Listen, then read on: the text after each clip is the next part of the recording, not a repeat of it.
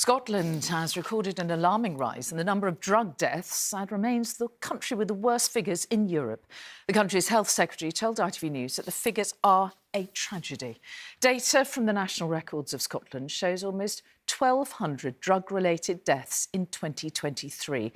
That is an increase of 12%, or 121 deaths, compared to the year before in 2022. And Scotland continues to have a much higher rate of drug poisonings compared to other parts of the UK, almost 3 times higher than England and Northern Ireland, and 2.1 times higher than the rate in Wales. Our Scotland correspondent Peter Smith heard from drug users and the families of victims who say more help is desperately needed. Today is Scotland's annual day of shame when the latest drug deaths are tallied up. This year, Patricia's younger brother is among the number. His grave marks just one of more than 1,000 lives lost to drugs again. So this is my brother James. This was probably one of the last photographs I took of him. James had been using drugs since he was 15. He died aged 52. Just hours after being discharged from hospital with a suspected overdose. I mean, James wanted help. He really wanted help. He'd asked numerous agencies, look, can you get me into rehab? And that help just wasn't there. So many broken promises from the Scottish Government, and nothing really actually ever changes. I do believe, I think we both believe, that the Scottish Government does have blood on its hands. Hundreds, I just bought for £30. Scotland's drug deaths are still much worse than the rest of the UK, despite having the same laws. In part, that's because people here aren't dying from addiction to one drug.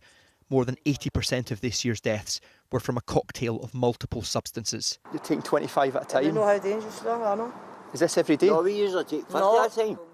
It's fake Valium, heroin, cocaine. Scotland's street drugs are extra strong, cheap to buy, easy to find. It is much harder to get help coming off drugs. With a lack of funded residential rehab beds, people like Stacey are instead put on methadone at the local pharmacy.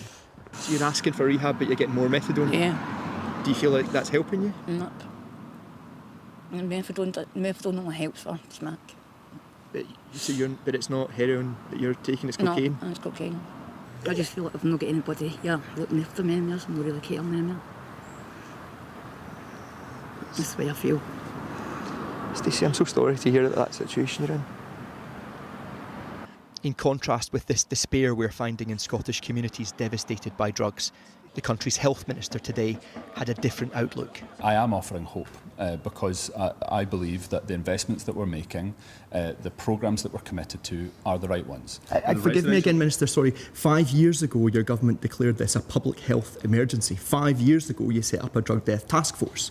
And you're standing here telling me that you've got hope and you've got the answers. I believe that there is hope there. People who are asking for access to rehab are being given methadone. No, that's not the case. Well, hang on a second. You said that's not the case. No, Let me introduce you to Stacey. So you're asking for rehab, but you're getting more methadone? Yeah. Do you feel like that's helping you? No.